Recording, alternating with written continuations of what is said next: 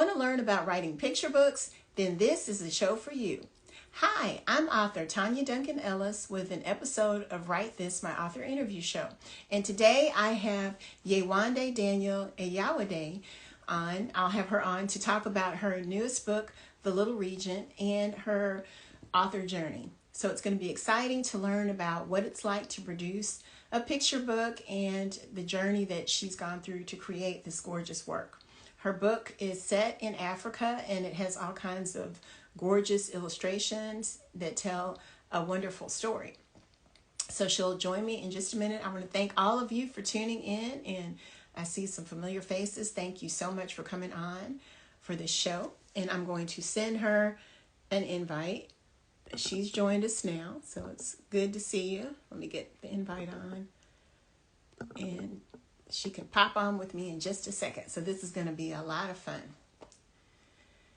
And I've read through and reviewed her book and loved it. So I see that you're here. Did you get the invitation? Just click it and join me on.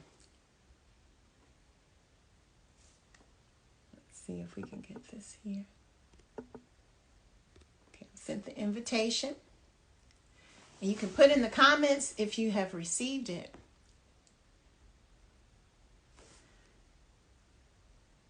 Okay, let's get this.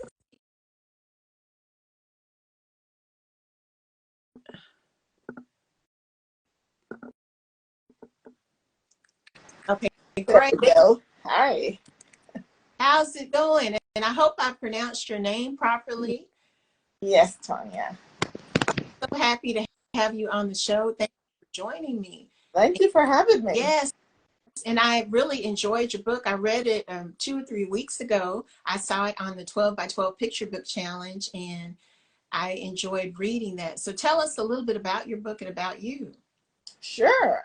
So my name is Yewande. I am a picture book author out of Calgary, Canada. I do have a couple of self-published books like you, Tonya, but my first trade published book comes out next year. It's called The Little Regent. Yeah. And it's going to be released on the 15th of March. So the copy that Tonya read was an advanced reader copy. Oh. And this book is about a girl called Abiyoye who becomes a regent. So for those who don't know, in Yoruba land, which is in West Africa, we do have a tradition where if a king dies and doesn't have a male son, his daughter becomes the regent until a male king is picked. So in this story, Abiyoye becomes the regent and she learns about serving her people and eventually ends up being the permanent ruler. Okay, and you know something I just thought of as you mentioned that today is International Day of the Girl Child. So what on to the show, because I did a school visit today at a girls' school, a virtual school visit for International Day of the Girl Child. So that's pretty cool. Yeah, so but the story's perfect for today. Yes, because it's all about girl power. Yes, it is.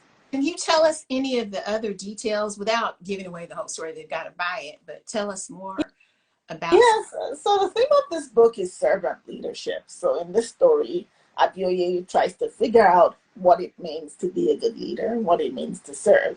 And she does find herself in conflict with the chiefs because her ideas are different than theirs. But through this experience, she learns that her father had a key saying, which was, those who will rule must first learn to serve. And so she learned that leading meant serving people and listening to them and finding out like what they needed from her as a leader. So there's a lot of that in this book, but it's also a book about agency, like you said, about a girl who bucks tradition essentially and becomes the ruler. And I do have an author note at the back of this about, rethinking tradition and rethinking if just because we've always done something that way means that we should continue to do it the same way as well. So I do challenge a little bit my culture in thinking about that practice and rethinking it again. Yes. And I know I've never been to Africa, and I've read just some different books. I don't know if you're familiar with the book, The Girl with the Louding Voice. I have read that. It's a beautiful book. And that's just showing that a lot of times the girls have been stripped of their power. So I love seeing something that's showing the girl power and showing girls that they can do anything they set their minds to as well. Yeah, because we live in a world today, right, where we tell all the kids, both male and female, that you can be anything you want to be. So we have to reflect that in the books that we write as well. Now, you spoke about having some self-published books as well. Can you talk about that and how you transition to traditional publishing? Because we have a lot of people who tune in who may be indie authors who might be interested in learning about that process. So could you Yeah, share about for that? sure. So I've been writing for over a decade and trying to get published, submitting things and getting rejected. And it got to a point in 2019 where I decided maybe it's time to just do this myself. Like I wanted to see books about Africa in the market here in North America and wasn't seeing enough of that. So I decided, hey, I'll just go ahead and publish, self-publish. So I do have my first series was a book on immigration about a girl called Sade. There's 3 books in that series who moves from Nigeria to Canada. So this was the first one I did. And then I also did a standalone book called What's the Worst That Could Happen? And this one is just talking about social anxiety. And that one actually did quite well. But I also had the misfortune of publishing like What's the Worst That Could Happen came out in February of 2020, of course, right before COVID. It's just very interesting for marketing and all of that. So as much as I love the process of doing these books, I did realize that it's a lot of effort. Which I'm not telling you anything you don't realize, right? Marketing your books is a lot of work. So I knew that I still wanted to go the traditional route. So when I wrote The Little Regent, I immediately started subbing it to everyone, and the rejection started pouring in. And that one really broke my heart a little bit because I really believe in this story. I felt like this was a story that deserved a place. And I actually I put it aside. I didn't write for 5 months because I was just really upset. But a friend of mine said, you know what, keep it up. Like, you can't give up. If you won't get a publisher for this book, do it yourself, just like you've done the other ones. Right. And so I started preparing to self-publish this book. I was actually about to launch a Kickstarter when Our Kids Book, my publisher, put out a call for submissions. I think in the wake of George Floyd, there were a couple of those calls for submissions that came out for people of color, and I sent the story in, and they loved it. And like I said, the rest is history. I now have 3 book contracts with them, which is pretty amazing. And so now I get to be traditionally published, but what I do realize is that all that work to market your book, you still have to do it. Yeah, I know. But I feel like now I have one traditionally published book coming out it's in May 2024.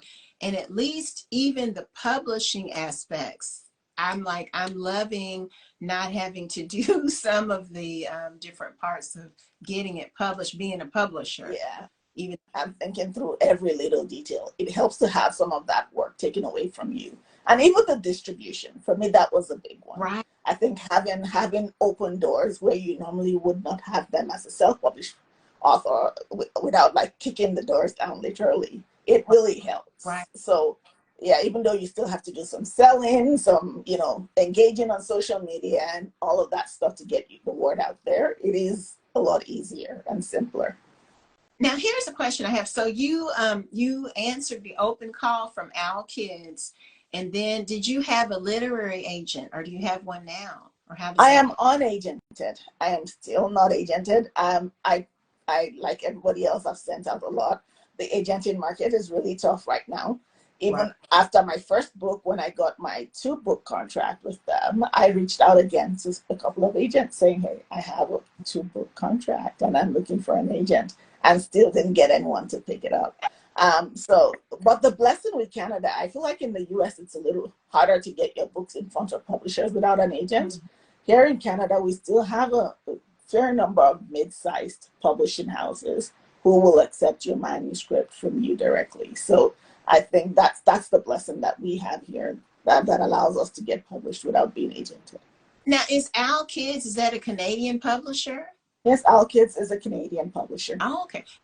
Can Americans submit to Our Kids, or is it only for Canadian authors? No, I'm fairly sure that Americans can submit to them as well. Okay, so that's an option for people if they want to test the waters and see maybe. You might try a couple of those. Our Kids, there's Anik Press. Mm-hmm.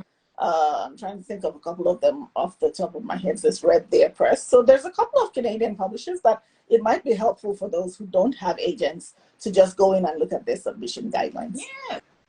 So how do your family and friends, how did they react when you got, because really, even though it may have seemed long to you, 5 months is not that long to get your book picked up. That's pretty quick. Yeah, but I mean, for that version, when I started subbing it, it was actually quick. I have 3 siblings who are just my greatest cheerleaders. Yeah. And they were the first ones I reached out to. And I remember calling my brother and just screaming on the phone because it was just such an amazing thing that I've been pursuing for so long. So they were all very happy for me, and they're excited to see this journey unfold. Okay. Now, somebody asked about putting the Canadian names in the chat. When we finish, can you direct message me those names? And I'm going to put those in the show notes. So I will do that. Those publishing companies, yeah. So what are your projects? So you said you have 2 other books coming out. Are they also about Africa? Can you tell us a little bit about them? Or are you able to share? I might not be able to share as much yet because they're coming out in 2026 and 27. So still a little out. But yes, they are based on West African culture as well. Okay. So that's kind of my focus, is to share that culture with people here just in a way that's accessible. Right, that's cool. We had a book I saw recently that came out a couple months ago, Naming Ceremony, and it was talking African naming ceremony. So we need more books sharing the culture. Yes, for sure. Oh, yeah. Yes, because it's actually, you know, we have a lot of little cultural things that we do that are really interesting. Like with the naming ceremony, I remember I have 5 kids. And when I had my twins, they're 9 now. I remember us having a naming ceremony, and people who came, people who were not from our culture who came, found it really fascinating. The process that we go through to name kids, and just the little tidbits, like we'll use little things to pray over the kids, like little items like sugar and water and honey, and all have their own symbolism. And then different members of your family give your child a name. So most kids in Yoruba culture might have up to 10 names because everyone sends a name in and it's revealed during the naming ceremony. And that's what that book talks about. So there's a place for all of that, right? In just helping kids learn about a culture that's different from theirs, but in a way that they can relate to it. Right. I think that's fun. And so you've got 5 children, so you're very good with your children. That's a lot. Yes. Yeah, and it was in the process of reading picture books to them that I fell in love with that format of writing, right? Where you have so little words combined with pictures. And that's what drew my kids into a love of reading, and that's why I started writing them too. Now, do you have any plans to write any other genres of children's books, or do you think you're going to stick with picture books? I always say when my kids go off to college, because it is engaging, and I'm the kind of person that when I write, I am really distracted. Like my family knows that. I take some weekends, I call them writing weekends, and I'll go away to a hotel and just write because I need to really get into it. And as you can imagine, when you're writing a full-length novel, that's a lot of distraction. So I do hope to. I just have not gotten to it yet. Well, I know I started out writing longer chapter books. My Sophie Washington series books are about 100 pages. And what is interesting to me is that picture books still take a lot of time. People don't realize it takes a lot of time and focus to write a picture book. It does. For me, the first draft is fairly easy, right? You just dump the whole thing on the page. Then the editing, that's the work. Right. Pouring over every word, right? And making every word count, because you can only have so many words. Making space for the pictures, thinking about what the illustrator might want to do, thinking about page turns. So all of that is the work that then goes into picture books that makes it, it's a lot of work. Yeah. Too. Now, do you write in prose or rhyme, or how are your books normally? I am not a rhymer. I wrote one rhyming book in my life, and I knew it wasn't going to be published. I just did it to see if I could. I write in prose. Right. Okay. Yeah. Because I've started this year. Rhyme is very, very difficult. Yeah, I started learning rhyme, and I took a poetry class online. And it is a lot. So people think these little books are just some simple thing, but they're not. Yes, because you have to have a storyline, right? So you're doing what we do with prose, but now you're making sure that all the words kind of rhyme and are in the right meter. That's more power to you. Like, I don't think I could do it. I've written some bad ones. But what advice would you give for people? Now you've done the self-publishing and traditional publishing. What are pros and cons and advice you could share with authors? Pros and cons. One pro I would say for traditional publishing is that there's a lot of eyes on your book, a lot of professional eyes. So when you're done, you know you have the best version of that book possible because so many eyes have looked at it. And so what I'll say to self-published authors is do the same thing, right? Have beta readers, have people read, hire an editor to do a developmental edit, have people go through with a fine tooth comb, and make sure that that version of the book that comes out is something that you're really happy with. It's something I was so particular about. I wanted, when my books are in the store, I didn't want them distinguishable from books that were traditionally published, and something I was really particular about. So that's what I'll say is just put your best foot forward, even if you're traditionally publishing. And then the other thing about self-publishing. And the other thing about self-publishing is think about it as a business. I know a lot of us love the art, the art of writing. If you're not a very good business person, you're probably not going to make a lot of money from self-publishing. Right. So you need to be thinking about how you get doors open for you. You need to be somebody who's comfortable promoting your books and yourself, walking into rooms, making cold calls, because that's what it's going to take to get that book in front of your audience. So that would be my advice with self-publishing is think about it as a business and put your best foot forward. And if you're still looking to traditionally publish, I'd say get in community. So 12 by 12 is one that both you and I belong to. I remember when the Little Regent was first rejected, I put a call out there. I said, I feel like this is a very amazing book. Can you guys look at this book for me and tell me why you think the rejections might be coming in? And a couple of people in 12 by 12 offered to read the story and gave me amazing feedback about, you need to make the language a little more child friendly. It feels more adult right now. And all of that feedback went into the updated version that eventually got picked up by a publisher. So you want to surround yourself with all those types of resources. It's also within 12 by 12 that I learned about all the Twitter pitch events that happened.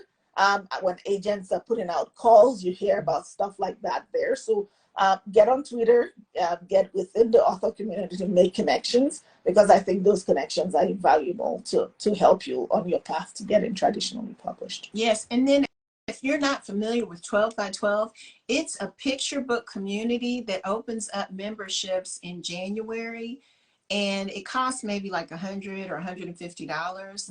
And the challenge, well, the people who are members strive to write one picture book manuscript a month. So that's why it's called 12 by 12. And it's kind of like a big forum and community where you can get all kinds of information, critique work, get critique groups. So it's a great group. A great community, yeah. Helps you. You see, it helped her get her book polished and ready for pickup by a traditional publisher. Yeah. That's 3 books. You've got three books coming. Yeah, I'm so excited about that. Yes. Yes. Now, can you tell us where we can contact you? Where can people get in contact with you, and how can they get a copy of your book? It's not out yet. I thought it was out. No, it's not out. But it is available for pre-order on Barnes & Noble, Amazon, Target, basically all the big retailers. You can pre-order it there. And I do have a pre-order campaign going on my website, which is www.Daniel, that's DANIEL-AYOADE.com. I'm also on Instagram, I'm on Facebook, I'm on Twitter, and my handle on all of those are the same. It's at YDAYOADE for all 3. So feel free to connect with me. Check out my website. I love hearing from people. So I'm happy to answer any questions as well about publishing either way. Well, you've given some excellent tips here, and I'm sure it's going to help a lot of people as they watch replays of the video.